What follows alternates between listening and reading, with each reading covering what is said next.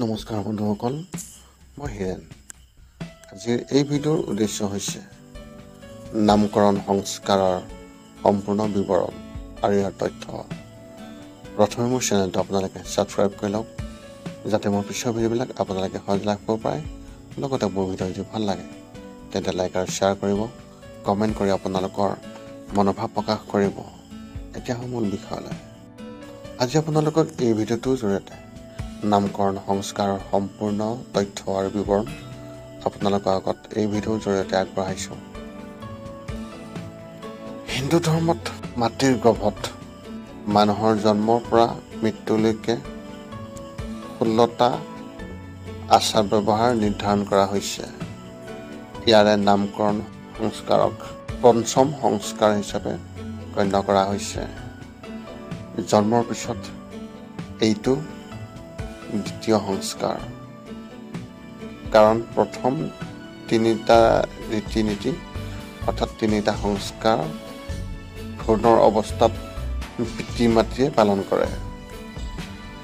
এজন ব্যক্তিৰ জীৱনত নামকৰণ সংস্কাৰ এক ডাঙৰ স্থান আছে, কাৰণ এই দিনটোৰ তেওঁৰ নাম ৰখা হয়, যাৰ দ্বাৰা তেওঁৰ মৃত্যুৰ পিছতো তেওঁৰ বিশেষ চিনাকি থাকে।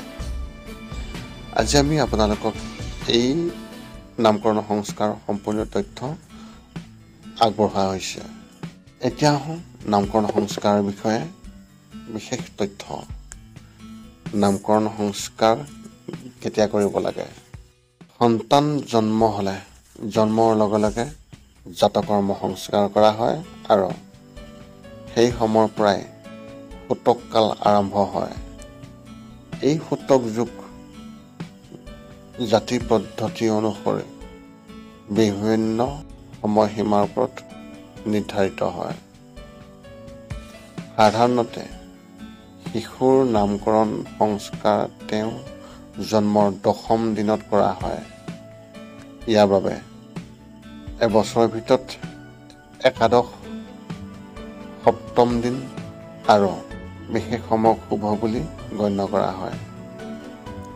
বেছিভাগেই জন্মৰ পিছত 10ম দিনত এই সংস্কাৰ কৰা হয়। এতিয়া আপোনালোকক নামকৰণ সংস্কাৰৰ কি তাৰে বিৱৰণ আগবঢ়াইছোঁ। নামটোৰ পৰা জনা যায় যে এই দিনটোত কেঁচুৱাটোৰ নাম ৰখা হয়, যিটো তেওঁৰ পৰিচয় হৈ পৰে। কিন্তু নামটো কেৱল নিজৰ স্বাৰ্থ অনুসৰি ৰখা নহয়। শিশুৰ নাম অদ্ভুত আৰু স্বেচ্ছাচাৰী ৰূপত ৰখা হয়, যিটো সম্পূৰ্ণ অনুচিত। এজন ব্যক্তিৰ পৰিচয় আৰু তেওঁৰ কৰ্মত তেওঁৰ নাম অতি গুৰুত্ব আছে। গতিকে নামকৰণ সংস্কাৰ হ'ল সেই কেঁচুৱাটোৰ এটা নামকৰণ কৰা দিন, যাৰ দ্বাৰা তেওঁৰ জীৱনত চিনাক্তকৰণ কৰা হয়। নামকৰণ সংস্কাৰৰ কি বিধি? এতিয়া আমি আপোনালোকক নামকৰণ সংস্কাৰৰ কেনেধৰণৰ বিধি তাৰে বিৱৰণ আগবঢ়াইছোঁ। নামকৰণ সংস্কাৰৰ দিনা সেই ঘৰত হৱন কৰা হয় আৰু বামুণক মাতি অনা যায়।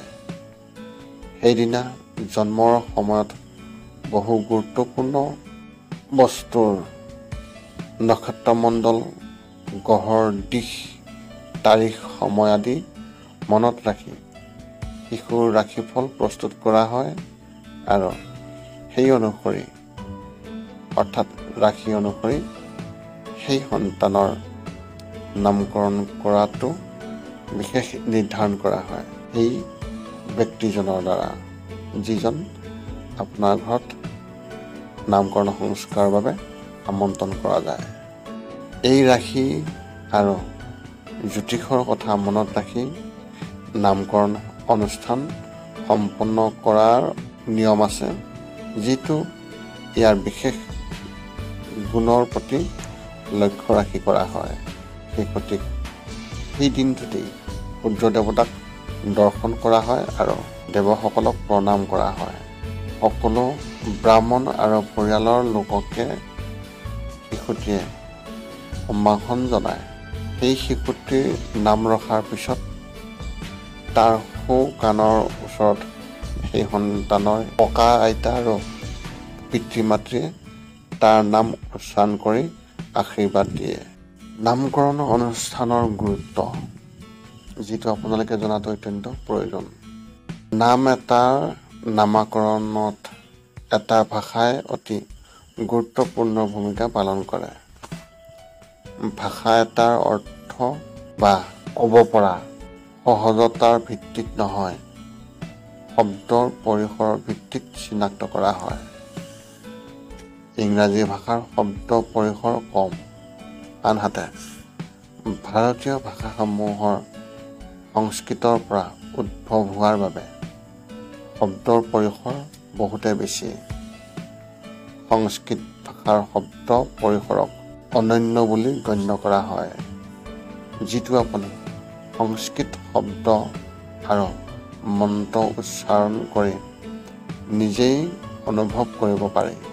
আমাৰ মহান ঋষিসকলে যেতিয়া ধৰ্মৰ ব্যাখ্যা কৰিছিল, তেতিয়া তেওঁলোকে মানুহক আনৰ পৰা এক অনন্য আৰু সুকীয়া পৰিচয় দিয়াৰ প্ৰয়োজনীয়তা অনুভৱ কৰিছিল।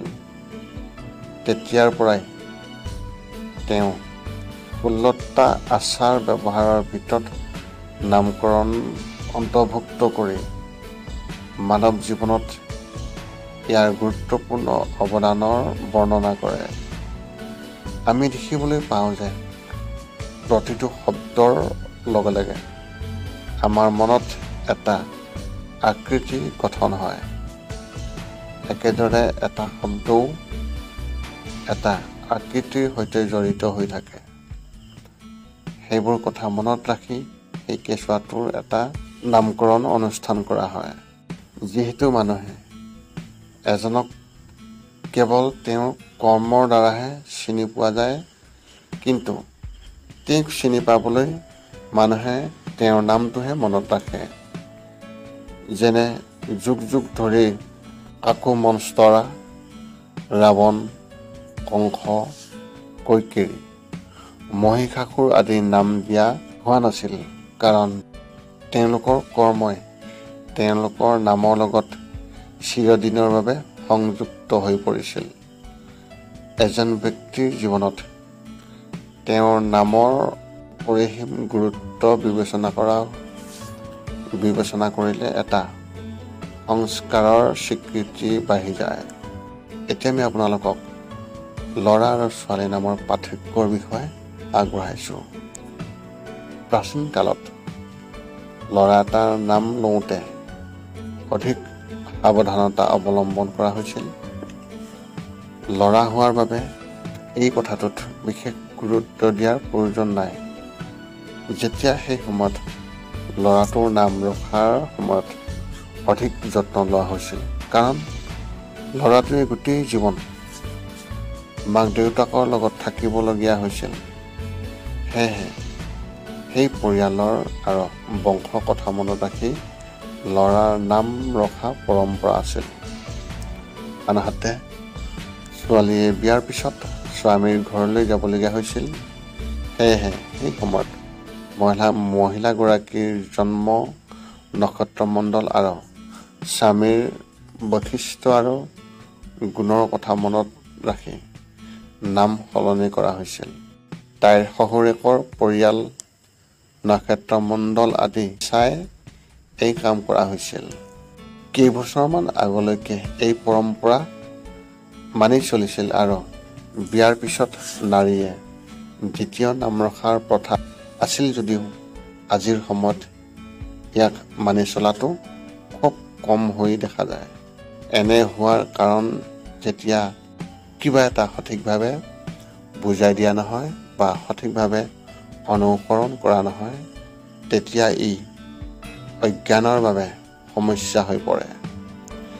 একেদৰে এই প্ৰথাৰ গুৰুত্বক আওকাণ কৰি নাৰীৰ পৰিচয় আৰু সন্মানৰ সৈতে ইয়াৰ সম্পৰ্ক আছিল, যাৰ বাবেই ই ক্ৰমান্বয়ে শেষ হ'বলৈ আৰম্ভ কৰিছিল।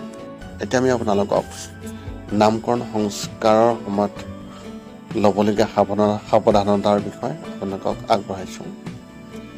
যিহেতু এটা সন্তান জন্মৰ পিছত প্ৰথম উদযাপন আৰু ঘৰতে যজ্ঞৰ আয়োজন কৰা হয়। এনে অৱস্থাত আলহী আৰু চিনাকি মানুহ ঘৰলৈ আহে। এনে সময়ত কিছুমান কামৰ বিশেষ যত্ন লোৱা উচিত, যাতে পিছত কোনো সমস্যা নহয় আৰু কেঁচুৱাটোৰ নামকৰণো শুদ্ধকৈ কৰা হয়। আহকচোন আপোনালোকে ইয়াৰ কিছু তথ্য জানি লওক।